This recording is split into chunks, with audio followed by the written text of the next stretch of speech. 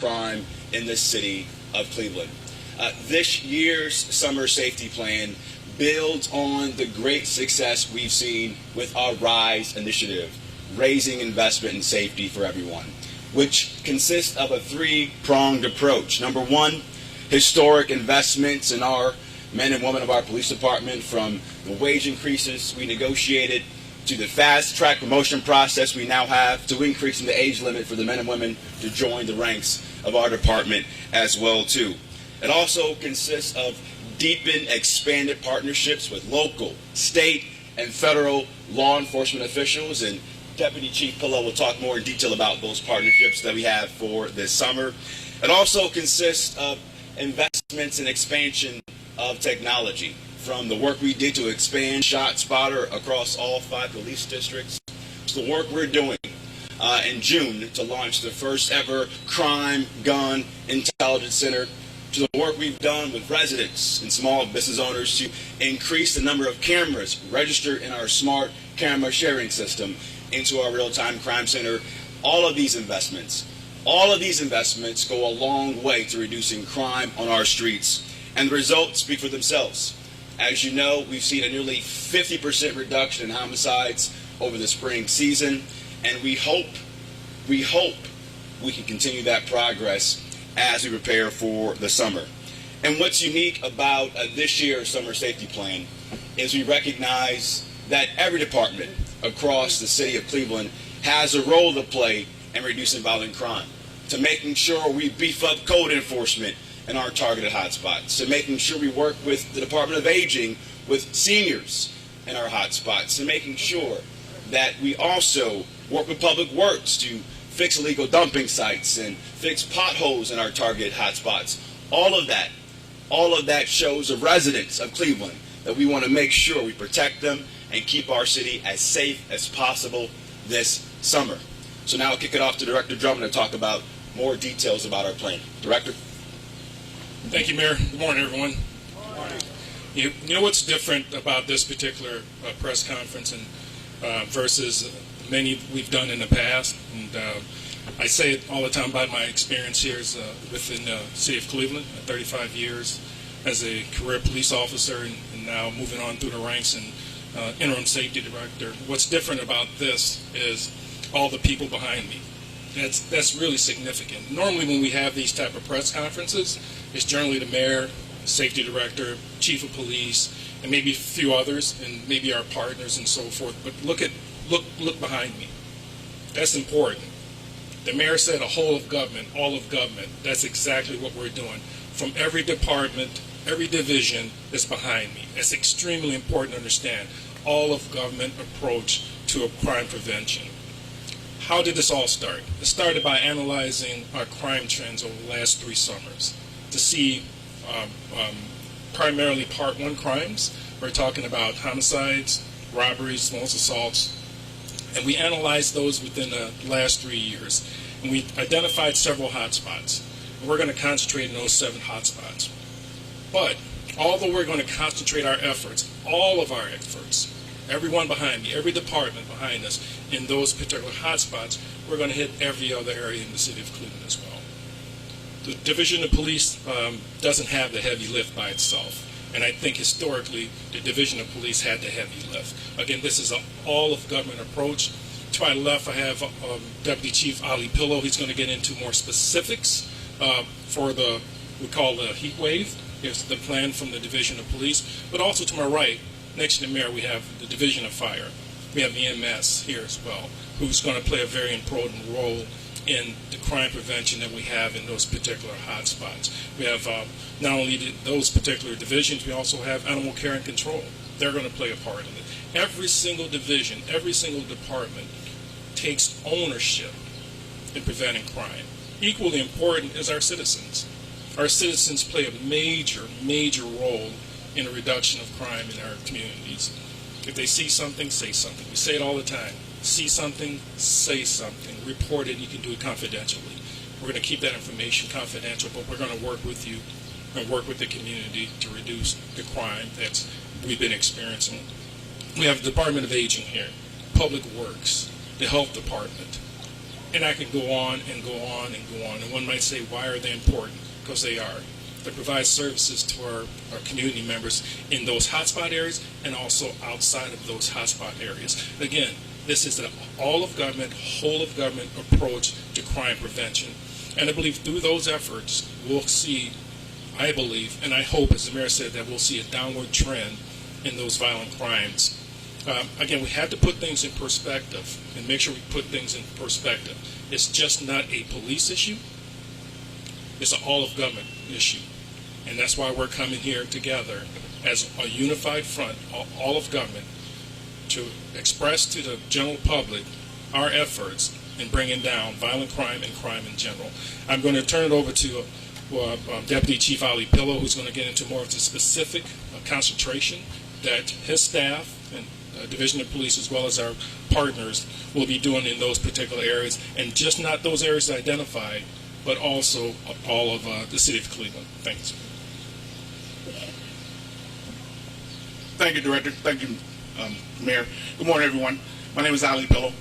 I want to speak to you about the law enforcement aspect of this summer's initiative.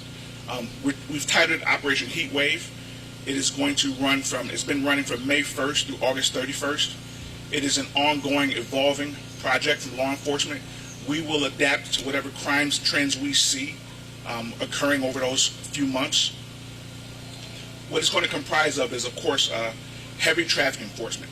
We're working with our traffic unit as well as our partners at Ohio State Highway Patrol to increase our traffic enforcement. It is something that the residents have asked for quite some time. Council's asked for it, and some of the crime trends that we see revolve around traffic enforcement. So we're going to be picking that up. It will consist of at least one, possibly two warrant sweeps this summer. The warrant sweeps are usually 1 day of effective enforcement. We're identifying individuals that our district detectives have identified as committing crimes. But I want the people to know, not just that 1 day. Our partners, the Northern Ohio Violent Fugitive Task Force, which is comprised of Cleveland police officers and officers from around the surrounding suburbs, are working every day to identify and pick these individuals up. We've had some great success with that.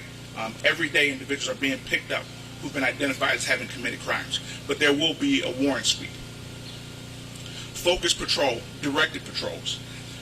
We have identified hotspots, we've identified trends, and we've also listened to the residents in the community who've talked about areas and locations where they're experiencing crime or quality of life issues. What we've done is we've kind of gone back to something we did before. We used to have a fast response car. We have taken a car with our 12-hour shifts and dedicated that car for 6 to 8 hours to only focus on code 1s and 2s, and other than that, to be free to follow up on quality of life issues, do traffic enforcement. There'll be one on the early part of their 12-hour shift and one during the second part of their 12-hour shifts. The other part I want to mention is the 12-hour shifts. This is the first summer we've had the 12-hour shifts. It's given our folks a break, some reprieve, and we'll see how that is going to impact our response as well. Our violent crime reduction details. We will be running violent crime reduction details at least 5 to 6 times a month. 2 of those per month will involve our partners with Ohio State Highway Patrol. The others will be our district detectives, our vice units, our community engagement units, and some of our other law enforcement partners. We'll be running those between 5 to 6 times a month.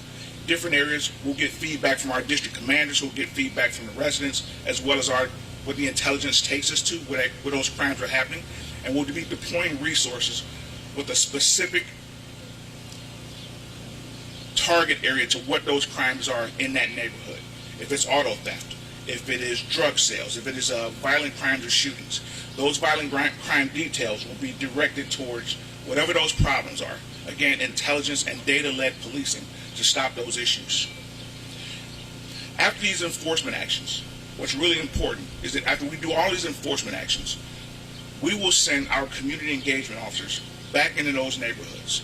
Our community engagement officers, our community relations officers, to either explain to the residents, hey, what we did, and to get feedback from the residents. Is this working for you? Did this impact anything? What is your feedback? So we can take that and add that to the intelligence that we're gathering to be able to police with the community. It's very important that communication is a two-way street. We're telling people what we want to do, but we need to get the feedback with what is happening. What do you see happening with the resource that we're deploying in your neighborhoods? Our partnerships. These are not new partnerships. I've partnered with all of these agencies since over the 30 years that I've been here, but those partnerships continue. The U.S. Marshals, DEA, ATF, FBI, Cuyahoga County Sheriff's Office, and I'm probably missing someone. Adult parole. Adult parole is another important component we'll be doing. We will be utilizing our partners with adult parole to do checks on individuals, to follow up with individuals out on parole. If they're doing the right thing, outstanding. But if they're not, there are other consequences that we'll be utilizing that resource to identify and try and take some of those bad actors off the street. The important part of this for us, what's new about this, is the feedback. As we do these enforcement activities, our officers will have a fast track to reaching out to our stakeholders and our service providers from the city and being able to funnel back information, whether it be building and housing code violations, identifying individuals with housing issues, the elderly, education, poverty, whatever it is that we see outside of crime that's impacting the community, we'll have a fast track to reach out to our partners behind me right now and have them be able to deploy those resources to help that community. It's not about crime. It's about stopping the crime, but finding out what's driving that crime or what is leading people to fall that way. Again, education, jobs, neighborhood safety issues, whatever it is, as a division of police, we don't have the capacity to fix that, but we have a direct line to the people who can. So it's important for us to get that information back. Thank you. So, as you've heard this morning, this truly is an all-of-government approach to address and curb violent crime in our city. In addition to the initiatives we outlined, we're also, in the next couple of weeks, we'll be deploying another $1 million from our Neighborhood Safety Fund to invest in youth diversion programs, as well as to ensure that we're investing in high-quality out-of-school time programs for young people to be productive this summer as well, too. So with that being said, we'll take a few questions. Yes. The downtown safety and the disappearance office has been doing, that's helped a lot Yes. downtown. Yes. Is the city, the county council has kind of, brought up some points where, well, the city should be paying part of this. Is there any plan for the city to maybe pay for part of that, or is it going? Well, as I've discussed with the county executive and the county sheriff, everyone recognizes that a thriving Cleveland makes a thriving region. And I've got commitments from both the county executive and the county sheriff to support law enforcement on all things downtown safety, as well as other violent crime happening across the city as well, too. Will the city help pay for some of that? As I said before, the county executive and the county sheriff have committed to supporting Cleveland on all law enforcement efforts. Mayor, I had another question. Why did you hire Philip McHugh, your college roommate, for a senior safety position, even with a civil rights lawsuit in his background? And then additionally, why didn't you stand up for him publicly after it became a firestorm? Well, as I've said in my statement, I've always been focused on bringing best-in-class talent to the city of Cleveland. Unfortunately, Mr. McHugh's background became a distraction for folks in the community. We listened, and now we're moving forward, and today's an example of how we're moving forward to keep Clevelanders safe. Next question, Matt.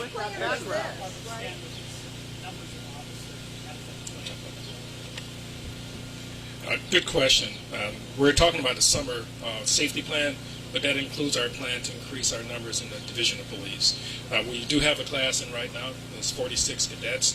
We have a very robust recruitment plan in place through our civil service division as well as our recruitment unit to identify individuals, qualified individuals for a class that we're going to start in August, coupled with a class that we plan to start also at the end of the year. So again, what those numbers are, we're not quite sure, but that is part of our safety plan continually to make sure that we have qualified individuals and that we do have a robust recruitment plan in place.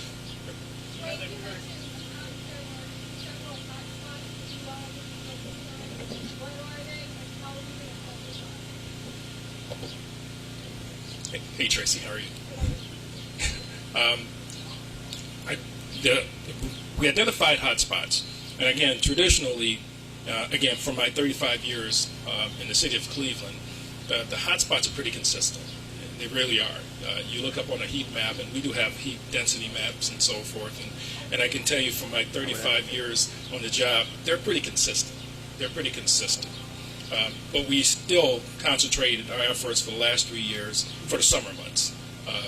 And based on that, again, we identified these areas, these hotspots, which we're not going to get into specifics here. Tracy, I'm sorry that I can't answer that specifically. We're not going to get into specifics, but we did identify those areas. They're consistent, and we're going to concentrate our efforts, all of government approach, not just police. Police is extremely important, but so is every other division and department, to concentrate in those areas, provide a level of service that those residents in those areas really deserve.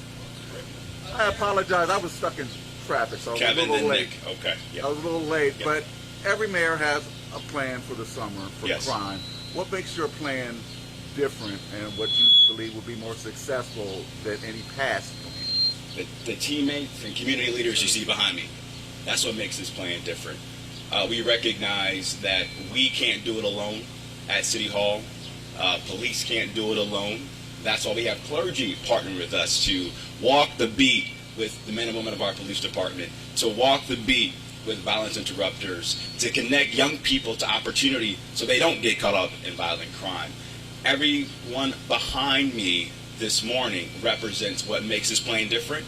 What also makes this plan different is this administration, in a way that historically we haven't done in the city of Cleveland. We're using data and intelligence to really make sure we have precise law enforcement and aggressive law enforcement to get the most violent criminal offenders off our streets with all deliberate speed. Nick? And Mayor, on that, do you have a sense of where are young people getting guns, and Yeah.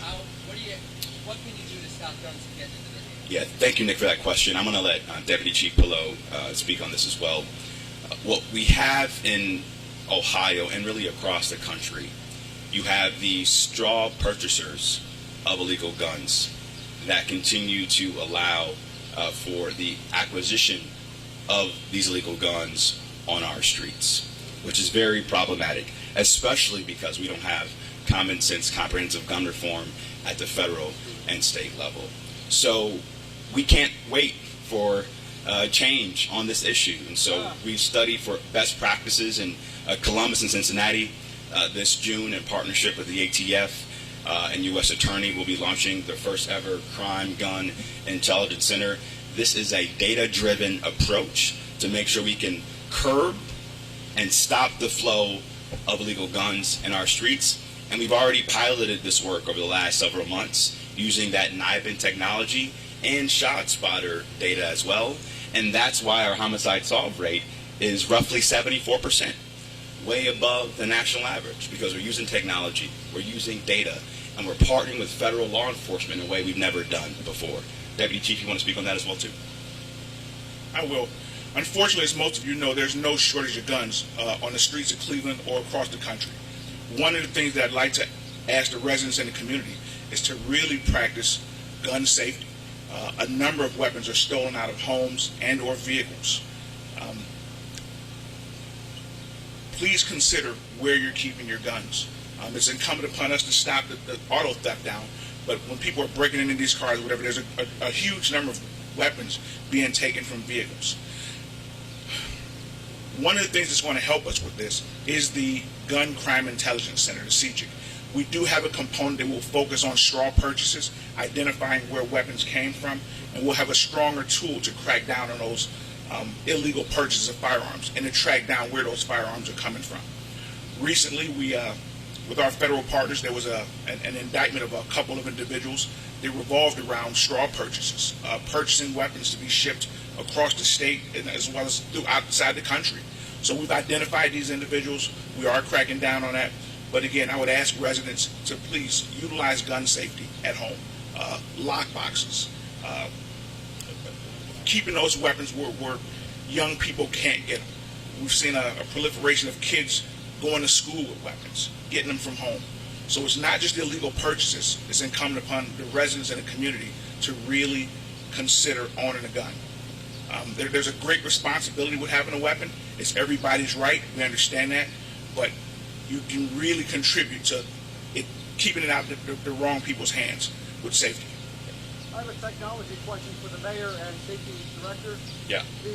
Why has it taken 2 years to order drones, and why are the Cleveland police just now beginning to use dash cams that were installed last year? Thanks, Ed, for the question. We are taking our time relative to the drone, at least your drone question. Make sure that we have the best technology, and sometimes that's a process. We want to make sure that we have the best technology. We want to make sure that we have the best policies in place to make sure that our citizens are comfortable with us using drones. So we have to make sure that we go nationally, see what they're doing across the nation. And again, that all takes time. So we're gonna slow walk it to make sure that we're doing the right thing relative to our residents and what they want and what they need. As far as the dash cameras, that's a process as well. We want to make sure that we get them all installed. We have to make sure that all of our officers are trained properly and that we have the correct policies in place. And we're in the process now of implementing those particular dash cameras. As a matter of fact, Ed, I'll tell you, we have 2 districts up and running. And again, once we get all the officers trained, then they'll be implemented across all 5 districts. Thanks, everybody. We appreciate it. We're going to be canvassing the neighborhood, cleaning up the park, and we'll be doing more summer safety walks as the summer season kicks off. Thanks for your time. I appreciate it. Thanks.